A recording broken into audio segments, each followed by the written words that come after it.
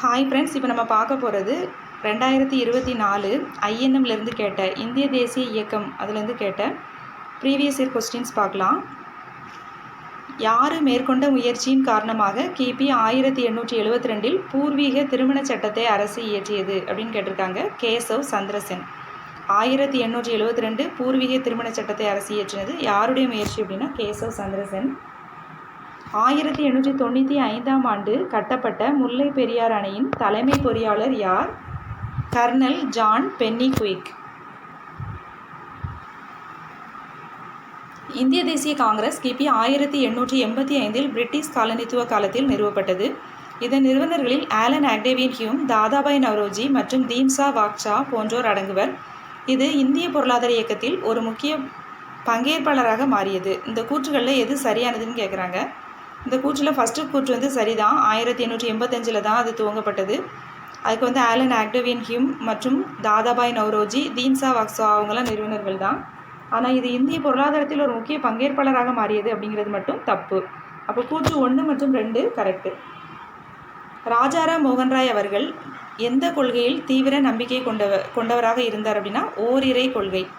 ராஜாராம் மோகன்ராய் எந்த கொள்கையில் தீவிர நம்பிக்கை கொண்டவராக இருந்தார் அப்படின்னா ஓரிரை கொள்கை. இந்திய பிரிவினை தொடர்பாக பின்வரும் வாக்கியங்களில் எது சரியானது அப்படின்னு கேட்குறாங்க. பிரிவினையை காங்கிரஸ் அங்கீகரித்தது. மவுண்ட் பேட்டன் இந்திய பிரிவினை திட்டத்தினை ஜூன் 2, 1947 வகுத்தார்.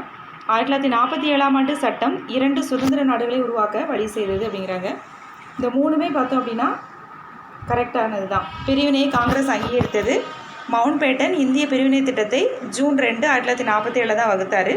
1947ஆம் ஆண்டு 2 சுதந்திர நாடுகள், அதாவது இந்தியா மற்றும் பாகிஸ்தான் உருவாக்க வழி செய்தது. அப்போ 3மே சரிதான்.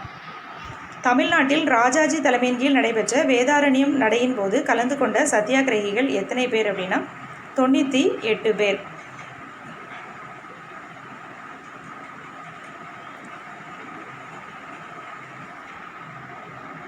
தமிழ்நாட்டில் ராஜாஜி தலைமையின் கீழ் நடைபெற்ற வேதாரண்யம் நடையின் போது கலந்து கொண்ட சத்தியாகிரகிகள் 100 பேர் அப்படின்னு நினைக்கிறேன். 98ஆங்கிறது டவுட்டாக இருக்குது, அதை ரெஃபர் பண்ணிக்கோங்க.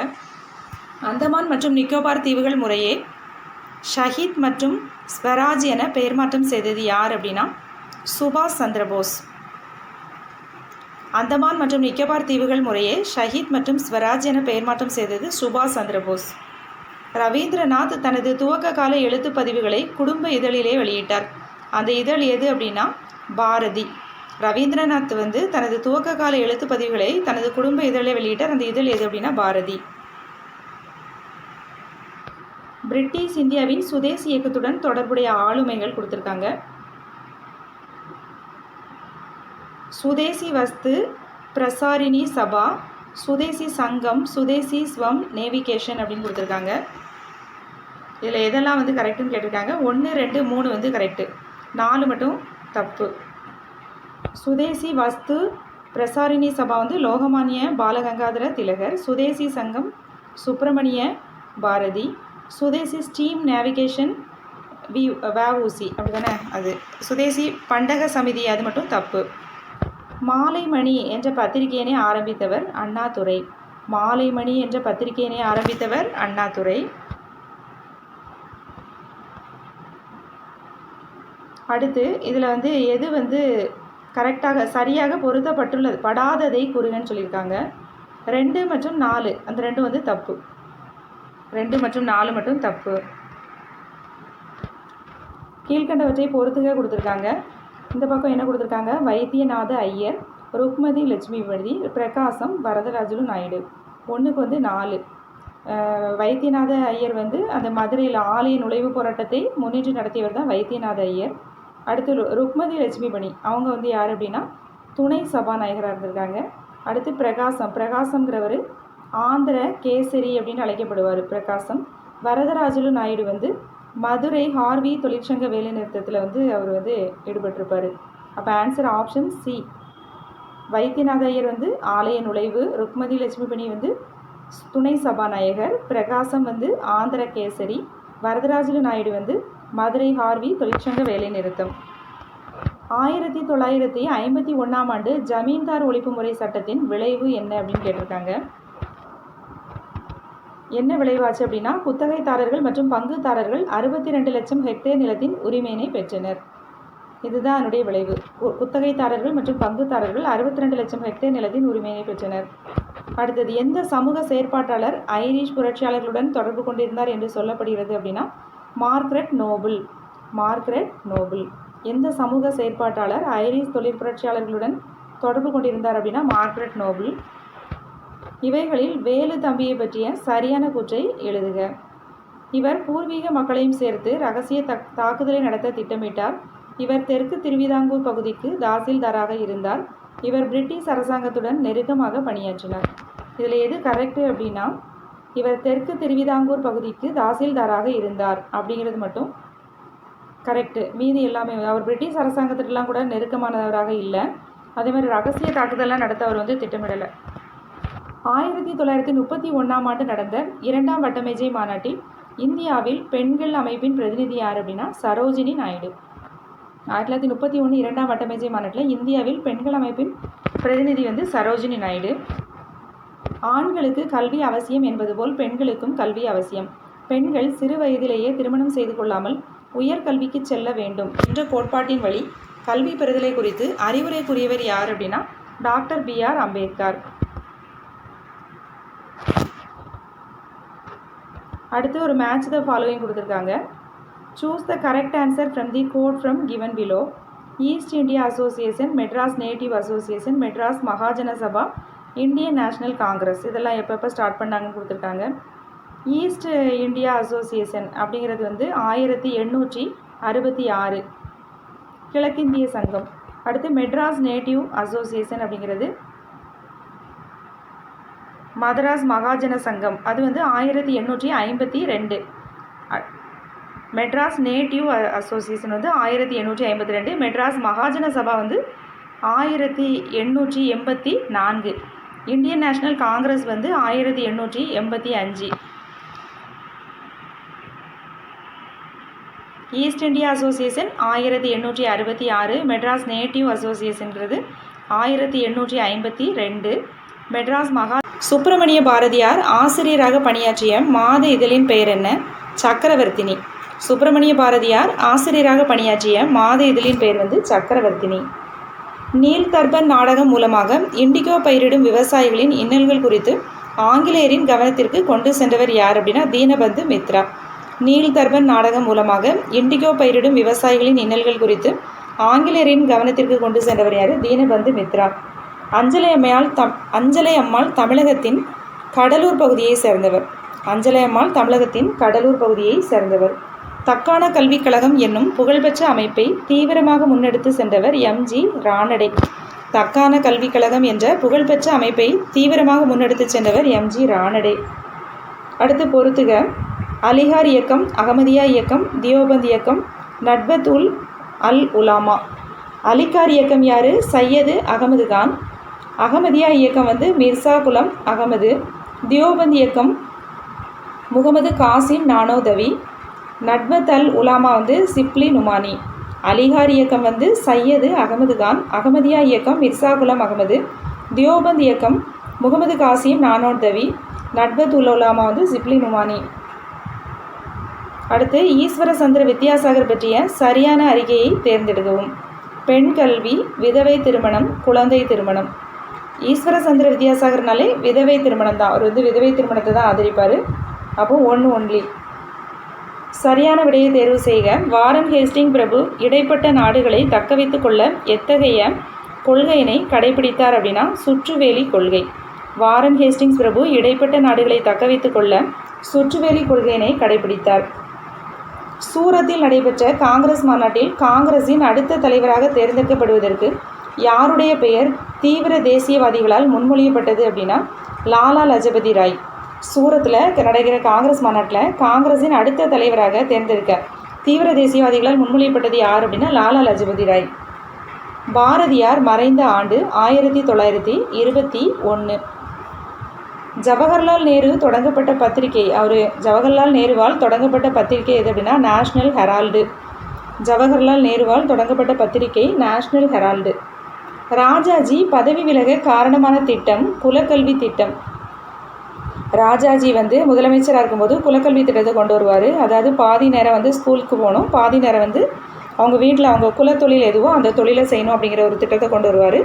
இதுதான் ஒரு பதவி விலக காரணமான திட்டமாக அமைஞ்சுது. ராஜாஜி பதவி விலக காரணமான திட்டம். ஏன்னா இதுக்கு வந்து எதிர்ப்பு இருந்ததுனால அவர் வந்து பதவி விலகிட்டார். குலக்கல்வி திட்டம். கீழ்காணும் நிகழ்வுகளை காலவரிசைப்படுத்துக. வங்க பிரிவினை, ஒத்துழையாமை இயக்கம், கிலாபத் இயக்கம், சூரத் பிளவு. 1, 4, 3, 2. 1 வந்து வங்க பிரிவினை 1905. அடுத்து பார்த்தோன்னா 4 சூரத் பிளவு 1907. அடுத்து 3 கிலாபத் இயக்கம். அப்புறம் ஒத்துழையாமை இயக்கம் 1921. கிலாபத் இயக்கம் 1909. இல்லை, கிலாபத் இயக்கமும் 1920. அப்புறம் ஒத்துழையாமை இயக்கம் 1921. அப்போ ஆன்சர் வந்து டி. வங்க பிரிவினை ஃபஸ்ட்டு 1905, அடுத்து சூரத் பிளவு 1907, அப்புறம் வந்து கிலாபத் இயக்கம், அப்புறம் லாஸ்ட்டாக ஒத்துழையாமை இயக்கம். கிலாபத் இயக்கத்துக்கு அப்புறம் தான் ஒத்துழையாமை இயக்கத்தை வந்து காந்தி தொடங்குவார். அடுத்து இந்தியாவின் முதல் மக்கள் தொகை கணக்கெடுப்பு 1872 தொடங்கப்பட்டது. ஆனால் முழுமையான மக்கள் தொகை கணக்கெடுப்பு 1881 தான் மேற்கொள்ளப்பட்டது. முதல்ல மக்கள் தொகை கணக்கெடுப்பு 1872 ஸ்டார்ட் பண்ணிடுவாங்க. ஆனால் முழுமையான மக்கள் தொகை கணக்கெடுப்பு வந்து எப்போ ஸ்டார்ட் பண்ணுவாங்க அப்படின்னா 1881. அப்போது ஏ மற்றும் ஆர் இரண்டும் சரி. ஆர் வந்து ஏக்கு சரியான பதில் தான். அடுத்து காலவரிசைப்படுத்துக அப்படின்னு சொல்லியிருக்காங்க. அடுத்தால வெள்ளையனே வெளியேறு இயக்கம், சிம்லா மாநாடு, பூனா ஒப்பந்தம், அமைச்சரவை குழு கொடுத்துருக்காங்க. ஃபஸ்ட்டு வந்து என்ன 3 பூனா ஒப்பந்தம். ஃபஸ்ட்டு வந்து பூனா ஒப்பந்தம். அப்புறம் வந்து 1942 வெள்ளையனே வெளியேறு இயக்கம் நடக்கும். வெள்ளையனே வெளியேறு இயக்கம். அப்புறம் 2 சிம்லா மாநாடு. அப்புறம் 1946 அமைச்சரவை குழு வந்து அமைப்பாங்க. அமைச்சரவை குழு. அப்போ ஆன்சர் வந்து ஆப்ஷன் சி. ஃபஸ்ட்டு வந்து என்ன? ஃபஸ்ட்டு வந்து பூனா ஒப்பந்தம். அடுத்து வந்து வெள்ளையனே வெளியேறு இயக்கம்.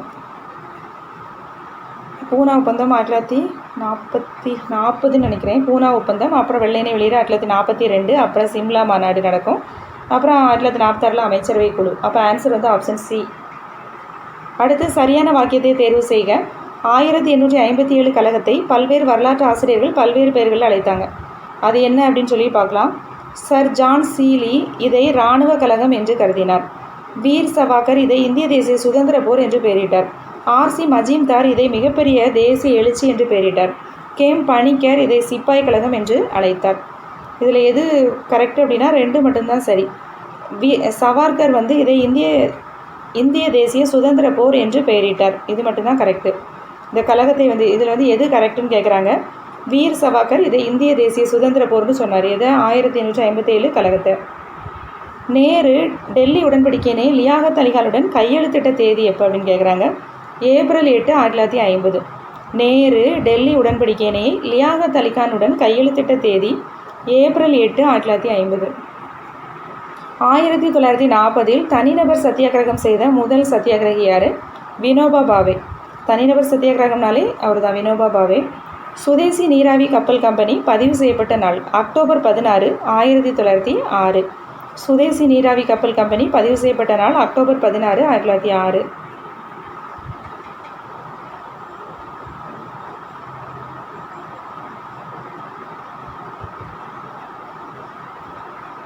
டேஷ். அப்புறம் தேஷ்பந்து சித்தரஞ்சன் தாஸின் தீவிர கூட்டாளி மற்றும் தேசிய கல்லூரியின் முதல்வராக பணியாற்றினார். யாருன்னா சுபாஷ்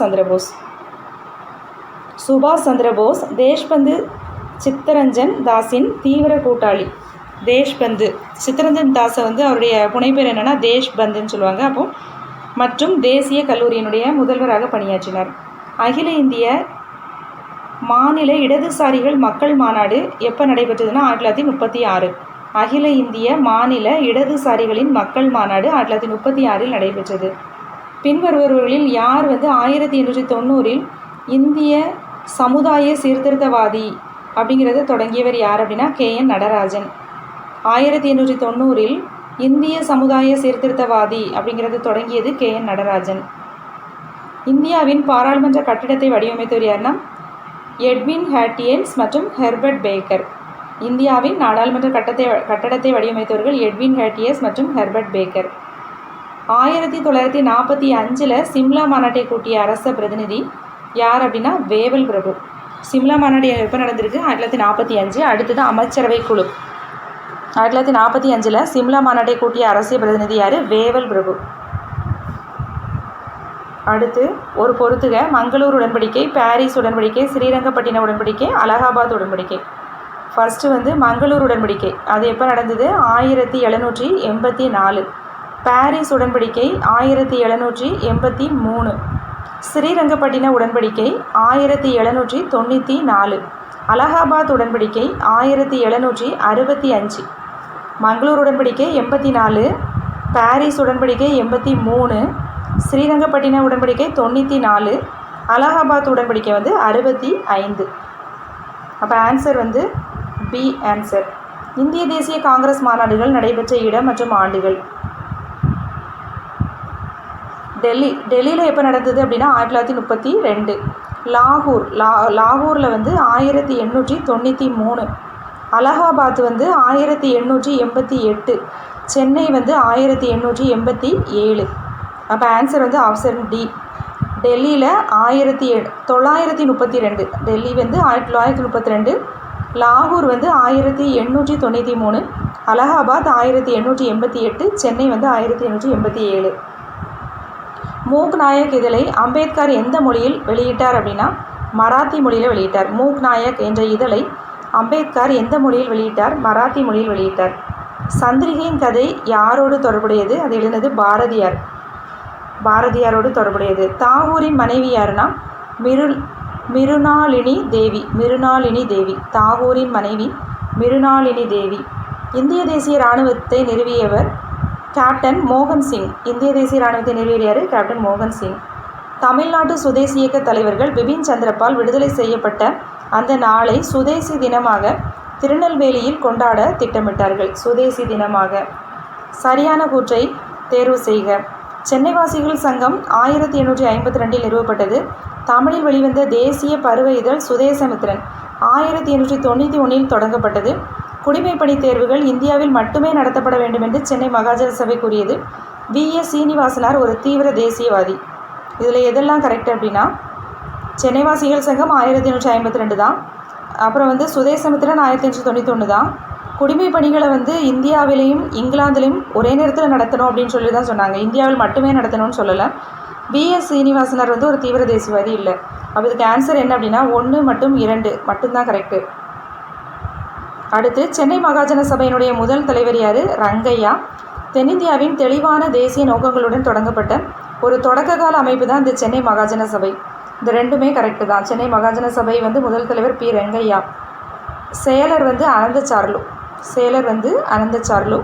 தென்னிந்தியாவின் தெளிவான தேசிய நோக்கங்களுக்காக தான் தொடங்கப்பட்டது தான் சென்னை மகாஜன சபை. அப்போ ரெண்டுமே கரெக்டு. கூற்று மற்றும் காரணம் இரண்டும் சரி. 1806ஆம் ஆண்டு நடந்த வேலூர் புரட்சியின் பின்விளைவுகள் பற்றி கூறப்படும் கூற்றுகள் பார்க்குறோம். திப்புவின் மகன்களை கல்கத்தாவுக்கு அனுப்ப உத்தரவிடப்பட்டது. சரியானது அல்லன்னு கேட்குறாங்க.